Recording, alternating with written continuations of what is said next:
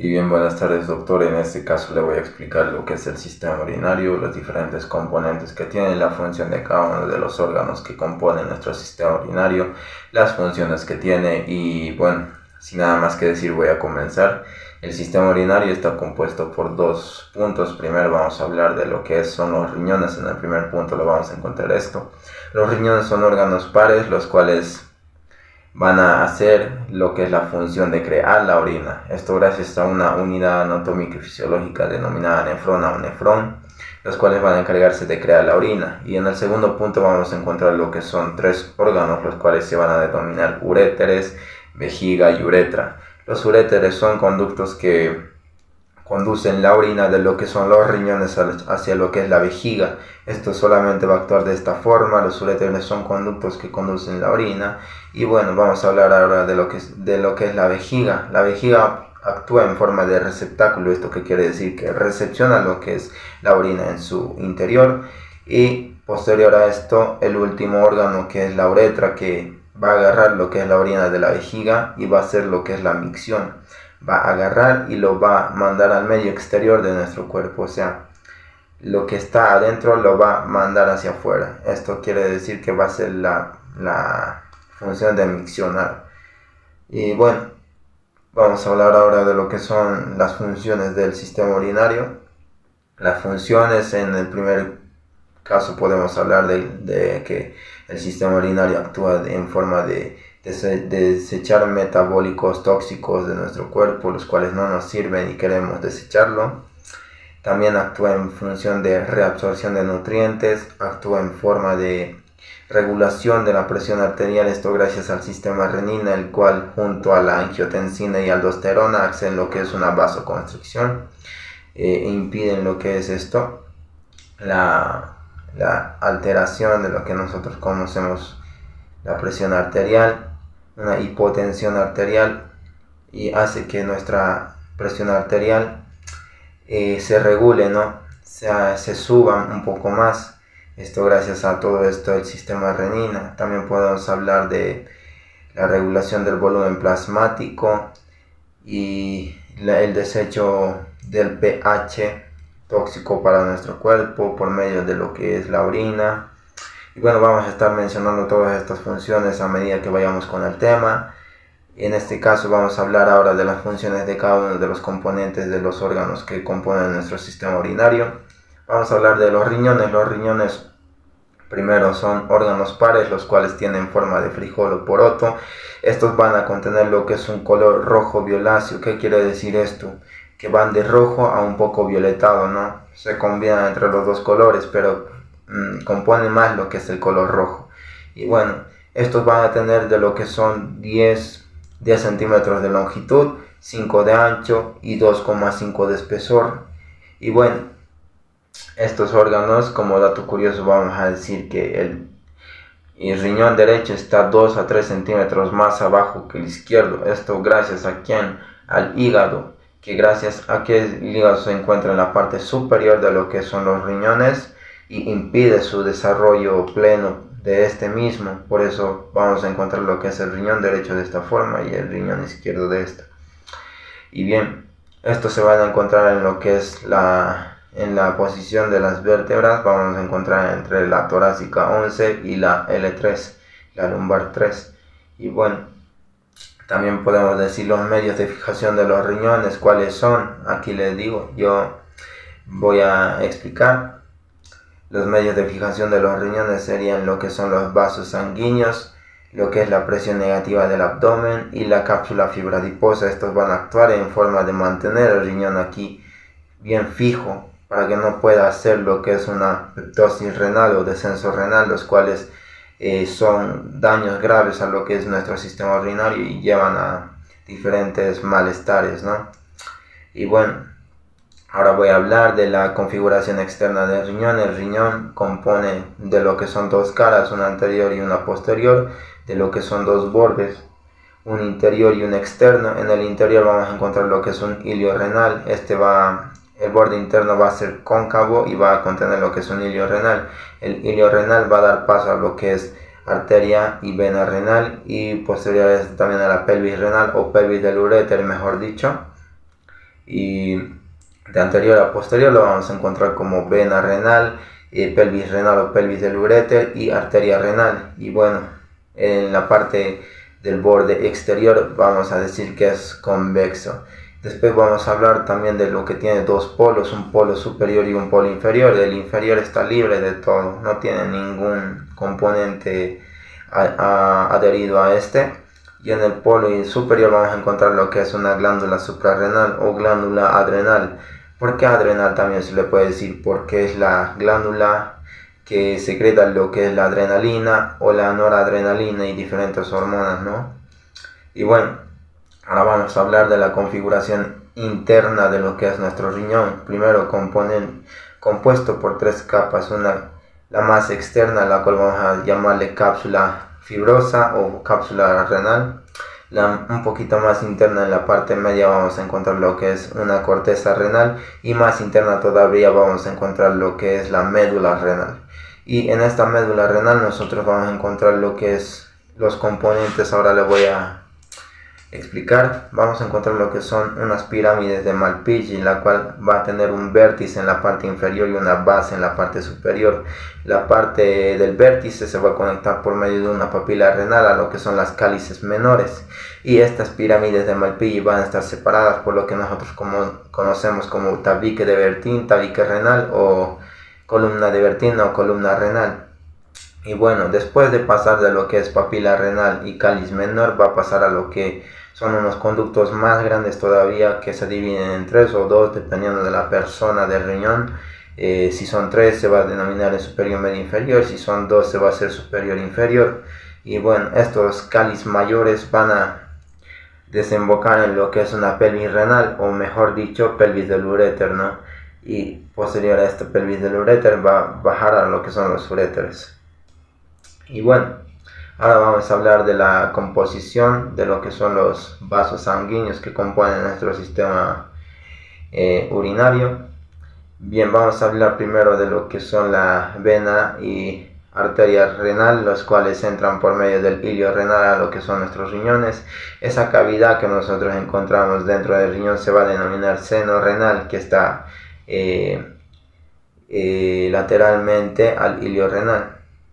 Y bueno, vamos a hablar ahora lo que yo voy a explicar de lo que va a ser las arterias renales que componen nuestros riñones. También va a influir en lo que son las venas. Si yo digo arteria renal, va a haber una vena renal. Si yo digo lóbulo arterioso, va a haber también lo que es un lóbulo venoso. Y bueno, vamos a comenzar. Primero va a entrar por el hilio renal lo que es la arteria renal. Luego se va a convertir en un solo conducto que va a ser lóbulo arterioso. Después de ser lóbulo arterioso se va a segmentar y va a dividirse en lo que son lóbulos segmentarios arteriosos. Y estos lóbulos segmentarios arteriosos se van a incrustar por lo que nosotros conocemos como tabique de Bertin o columna de Bertin, y se van a convertir en lo que son interlobulares. Después de pasar de ser interlobulares se van a arquear a 90 grados y estos van a denominarse arcuatas o arqueadas arteriosas.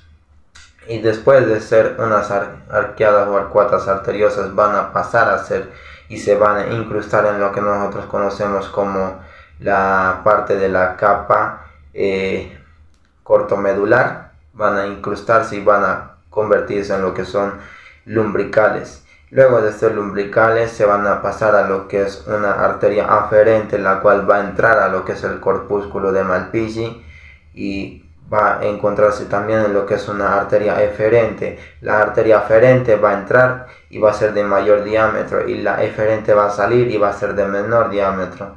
Y bueno, ahora vamos a hablar de lo que es la nefrona. La nefrona, compuesta por lo que es el corpúsculo de Malpighi. En su interior vamos a encontrar lo que es el glomérulo de Malpighi. Lo que envuelve este glomérulo de Malpighi va a ser lo que nosotros conocemos como cápsula de Bowman, ¿verdad? Y el glomérulo de Malpighi se va a encargar de hacer lo que es la filtración de la sangre. ¿Esto qué quiere decir? Que va a filtrar al día 180 litros de sangre, y de los cuales van a salir 1.5 aproximadamente de orina. Y bueno, se va a encargar de hacer lo que es la filtración. Esta función va a tener lo que es el glomérulo de Malpighi. Después de este va a pasar a lo que es un túbulo contorneado proximal, el cual se va a encargar de hacer lo que nosotros conocemos como reabsorción de nutrientes. Va a reabsorber lo que no se ha podido filtrar, se va a reabsorber en el túbulo contorneado proximal. Y luego de ser túbulo contorneado proximal va a pasar por un túbulo descendente, posterior a esto un ascendente. Este se va a denominar lo que es asa de Henle. Solamente va a ser un túbulo que va a conectar lo que es el túbulo contorneado distal del túbulo contorneado proximal a lo que es el distal. Y ahora vamos a hablar de lo que es el túbulo contorneado distal, el cual va a ser un túbulo el cual se va a encargar de hacer la secreción tubular. ¿Esto qué quiere decir? Que va a ser un intercambio de hidrógeno, de iones de hidrógeno por iones de potasio.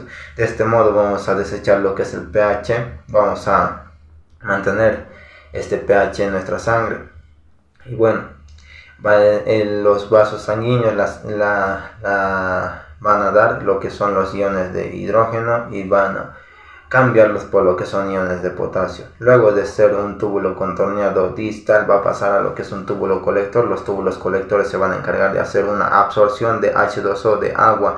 Esto gracias a una hormona que también ayuda a esta absorción, las cuales se van a denominar ADH, los cuales van a tener el nombre de antidiurética o también vasopresina. Se pueden llamar de las dos formas, antidiurética o vasopresina. Estos van a estar secretadas por lo que es la glándula hipófisis en la parte del lóbulo posterior de la hipófisis. Este va a viajar desde la glándula hipófisis a lo que son los túbulos colectores y van a ayudar a la absorción de H2O, agua, a nuestra sangre. Luego de esto, este se va a denominar concentración. ¿Qué quiere decir concentración? Que ya está todo para hacer mix, para mandar lo que es la orina a lo que nosotros conocemos la papila renal a cáliz menor, cáliz mayor a lo que es la pelvis renal y pelvis renal a lo que son los uréteres. Y ahora vamos a hablar de los uréteres. Los uréteres son dos órgano par, los cuales van a medir aproximadamente 25 a 30 centímetros, no varía entre hombre y mujer, simplemente llevan la misma longitud.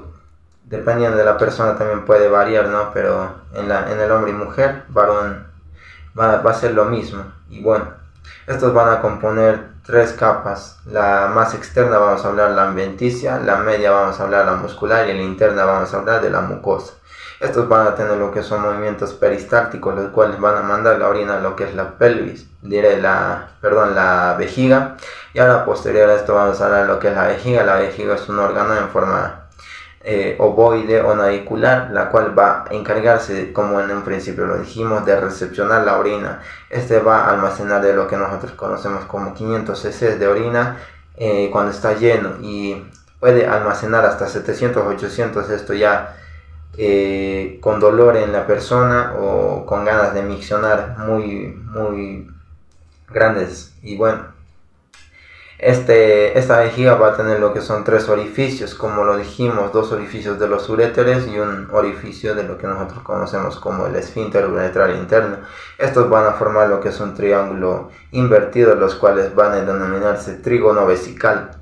Y bueno, este va a ser todo. Y también la vejiga tiene lo que son tres capas. La capa muscular se va a denominar detrusor. Y bueno, esto es toda la explicación de la vejiga. Vamos a pasar ahora como último componente lo que es la uretra. La uretra es un órgano en el cual en la mujer, vamos a hablar primero del órgano de la uretra de la mujer, el cual va a medir de 3 a 5 centímetros, de 3 a 4 a 5 centímetros va a medir en el caso de la mujer. Y bueno, este va a componer lo que es un esfínter uretral interno y un esfínter uretral externo o meato urinario.